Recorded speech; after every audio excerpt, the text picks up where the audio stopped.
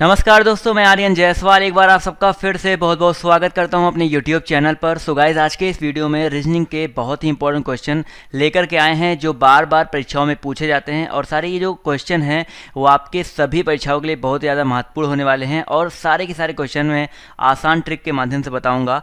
और आपके जो क्वेश्चन हैं ये समझ लीजिए, अभी जो आपका पेपर का पैटर्न चल रहा है, अभी आप लोग देख रहे होंगे थोड़े से लेंदी टाइप के क्वेश्चन आ रहे हैं। उसके अलावा रीजनिंग में भी आपके मैथमेटिकल रीजनिंग ज़्यादा पूछा जा रहा है। तो आज के इस वीडियो में कुछ इसी तरह के क्वेश्चन लाए हैं और उनको बताएंगे कि कैसे आप आसानी से उनको हल कर सकते हैं, जिससे आप किसी भी तरह का एग्जाम देने जा रहे हैं तो आपको वहाँ पर हेल्प मिले, आपको कुछ ना कुछ सहायता मिले। वीडियो को लाइक कीजिएगा अगर आपको पसंद आता है, आप चैनल को सब्सक्राइब कर लीजिएगा अगर आपको ये वीडियो जो है पसंद आता है। तो चलिए स्टार्ट करते हैं पहले क्वेश्चन से। तो पहला क्वेश्चन देखिए आपके सामने, यहाँ पर क्या कह रहा है, ध्यान देखिएगा कि सैनिकों को एक पिरामिड के आकार में खड़ा किया जाता है जिसके पहली पंक्ति में केवल एक सैनिक है, अगली पंक्ति में 2 सैनिक है, इसी तरह प्रत्येक अगली पंक्ति में एक सैनिक बढ़ जाता है। यदि कुल 11 पंक्तियां हो तो पिरामिड में कुल कितने सैनिक खड़े होंगे। यानी कि आपकी जो पिरामिड बनेगी वो कुछ इस तरह से बनेगी, ऐसे पहले 1 सैनिक, फिर 2 सैनिक, फिर आपके 3 सैनिक हो जाएंगे, फिर आपके 4 सैनिक हो जाएंगे।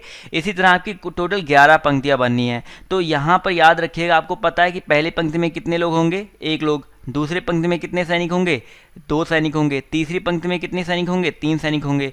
इसी तरह लास्ट वाली पंक्ति में कुल कितने सैनिक होंगे, 11 सैनिक होंगे। यानी कि आपको 1 से लेकर के 11 तक की संख्याओं का ऐड कर लेना है। तो इसका सिंपल सा फंडा है भाई, अगर 1 से लेकर n तक की संख्याओं का योग निकालना है तो क्या होता है भाई, n इंटू n+1, यानी कि 11 में 1 जोड़ दो कितना आ जाएगा आपका 12, और बटे कर देते हैं हम लोग 2।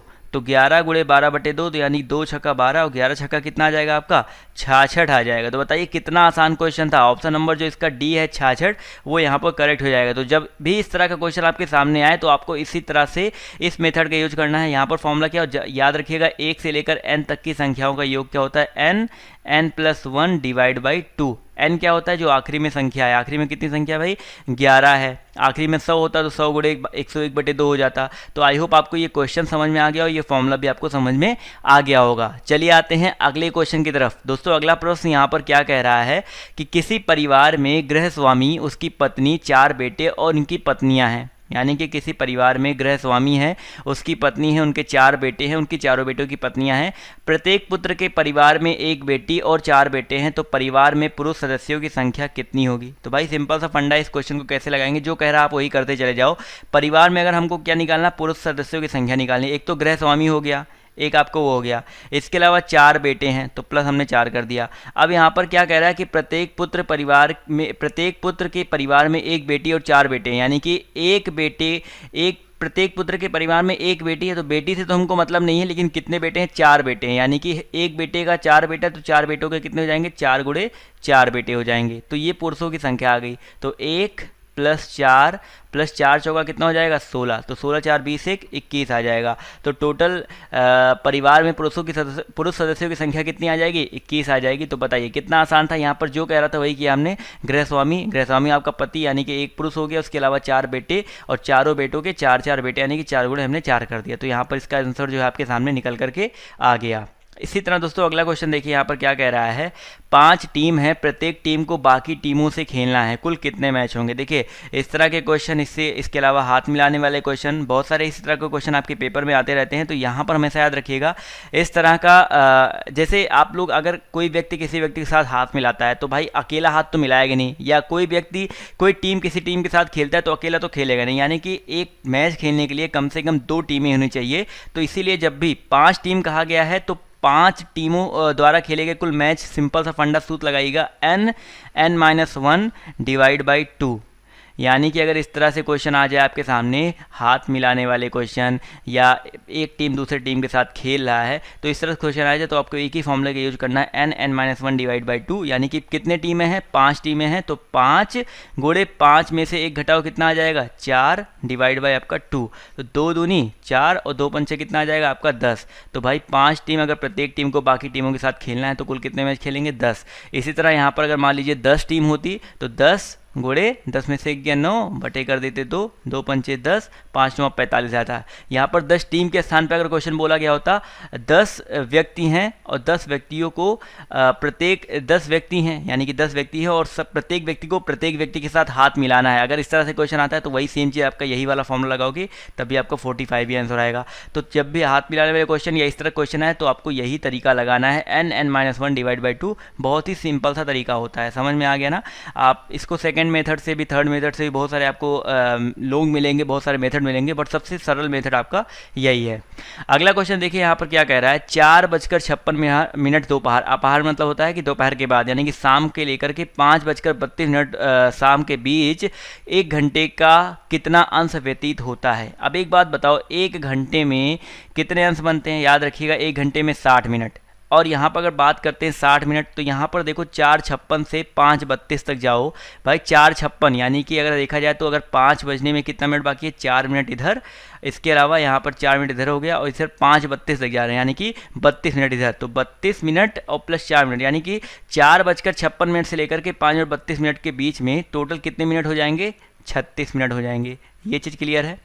अब देखिए हमसे कह रहा है कि यहाँ पर कुल हमें अंश निकालना। अब एक बात बताओ, 1 घंटे में कितने मिनट होते हैं? 1 घंटे में 60 मिनट होते हैं। 1 घंटे में 60 मिनट होते हैं तो अगर यहाँ पर निकाला जाए कितना मिनट, अब देखिए यहाँ पर 36 ही मिनट लेना है यानी कि अगर हम लोग निकालें कितने भाग हम लोग का अंश निकालना है तो 36 बटे कितना हो जाएगा आपका? 60 हो जाएगा। ये चीज़ क्लियर है। तो 1 घंटे का भाग कितना आ जाएगा? ऐसे लिख सकते हो 1 घंटे का भाग, तो 1 घंटे का भाग कितना आ जाएगा भाई? 36 बटे हमने 60 क्यों किया? क्योंकि 1 घंटे में 60 मिनट होते हैं और 36 मिनट का हमको निकालना है, तो कितना आ जाएगा भाई? 3/5 आ जाएगा। तो वही पूछ रहा है 1 घंटे का कितना अंश व्यतीत होता है, तो 3/5 अंश जो है व्यतीत होता है। तो अगर आपके सामने इस तरह क्वेश्चन आएगा, क्योंकि इस तरह के क्वेश्चन क्या होते हैं ना कि आपके सामने कई बार पहली बार आपको देखने को मिलते हैं, तो पहली बार होते बहुत आसान है, लेकिन अगर आपके सामने कोई चीज़ पहली बार आती है तो आपके लिए कठिन हो जाता है। तो इसीलिए मैं आपके सामने कुछ इस तरह के क्वेश्चन कर रहा हूँ जो आपके प्रीवियस ईयर में कई बार बार लगातार पूछे गए हैं और आ जाते हैं बीच बीच में, आप लोग उनको छोड़ दो, सोचते हो यार एक क्वेश्चन आ गया क्या इनमें कहीं गलत ना हो जाए, इसे छोड़ के चले आते हो। तो ऐसा नहीं करना आपको, क्योंकि अगर आप इस वीडियो को देख रहे हैं और इस तरह के लगातार मैं वीडियो आपको दे रहा हूँ तो आपको ये गलती तो बिल्कुल करनी नहीं है। अगला क्वेश्चन देखिए यहाँ पर क्या कह रहा है, एक परिवार में 3 विवाहित पुत्र हैं और 2 अविवाहित पुत्रियाँ हैं और माता पिता के ये साथ रहती हैं और प्रत्येक पुत्र के 2 पुत्रियां और 1 पुत्र है। परिवार में कितनी महिला सदस्य है? तो भाई अभी मैंने इस तरह का एक क्वेश्चन करवाया था, तो ये क्वेश्चन मैं आपको सबके लिए, आप सबके हाथों में छोड़ देता हूँ। ये सब क्वेश्चन आपका क्या है? होमवर्क है। अगर नहीं आएगा तो आप कमेंट करके बताइएगा, मैं अगले वीडियो में इसका आंसर जो है जरूर दूंगा। अगला क्वेश्चन देखिए ध्यान से क्या कह रहा है, एक विद्यार्थी सही सवालों की तुलना में 2 गुने गलत करता है। ध्यान से देखिएगा क्वेश्चन क्या कह रहा है, एक विद्यार्थी सही सवालों की तुलना में 2 गुने गलत करता है। यदि उसने कुल 48 सवाल किए तो कितने सही हल किए? ध्यान से देखिएगा, सही सवालों की तुलना में 2 गुने गलत कर रहा है यानी कि जितने सही सवाल करेगा उससे 2 गुना गलत कर देगा, यानी कि उसने कुल कितने सवाल किए हैं? 48 सवाल किए। तो हम एक चीज़ कह सकते हैं कि सही सवाल मान लेते हैं x, तो 2 गलत कितना करेगा? 2x करेगा। तो ये सही सवाल, ये गलत सवाल, ये दोनों सवाल मिलकर के 48 सवाल के बराबर आ रहा है ना, तो हम लोग लिख सकते हैं x + 2x बराबर कितना?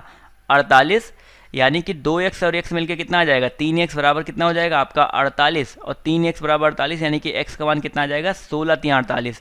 तो भैया यहाँ पर पूछ रहा था कितने सही हल किए, तो ये हमने सही माना था, ये हमने गलत माना था, तो सही कितने हल किए? 16। अगर गलत पूछा होता तो 16 दूनी 32 हो जाता। तो यहाँ पर सही सवालों की संख्या कितनी आ गई? 16 आ गई। ये भी बताइए कितना आसान क्वेश्चन था? बताइए, इससे आसान क्वेश्चन आपको रीजनिंग में कहीं मिलने वाला है ही नहीं। समझ में आ रहा है ना? तो आते हैं अगले क्वेश्चन की तरफ। तो अगला क्वेश्चन देखिए यहाँ पर ध्यान देखिएगा, एक क्वेश्चन और है, 1200 व्यक्तियों का समूह जिसमें कप्तान और सिपाही दोनों हैं। 1200 व्यक्ति हैं जिसमें कप्तान भी हैं और सिपाही दोनों हैं, एक ट्रेन से यात्रा कर रहे हैं और प्रत्येक 15 सिपाहियों पर एक कप्तान है। भाई प्रत्येक 15 सिपाही पर एक कप्तान है तो इस समूह में कितने कप्तान होंगे? एक बात बताओ, प्रत्येक 15 सिपाही पर कितने कप्तान हैं? एक कप्तान है। और यहाँ पर टोटल 1200 व्यक्तियों में कप्तान और सिपाही दोनों सम्मिलित हैं। तो एक चीज़ याद रखो, 15 सिपाही पर एक कप्तान, तो कुल व्यक्तियों की संख्या ऐसे निकाल लो।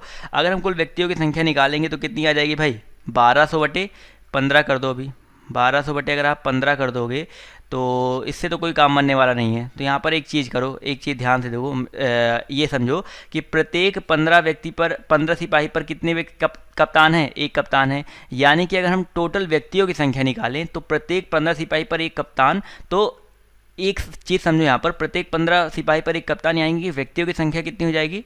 16 हो जाएगी। कितनी हो जाएगी 16। 15 सिपाही एक कप्तान मिलकर 16 व्यक्ति हो गए।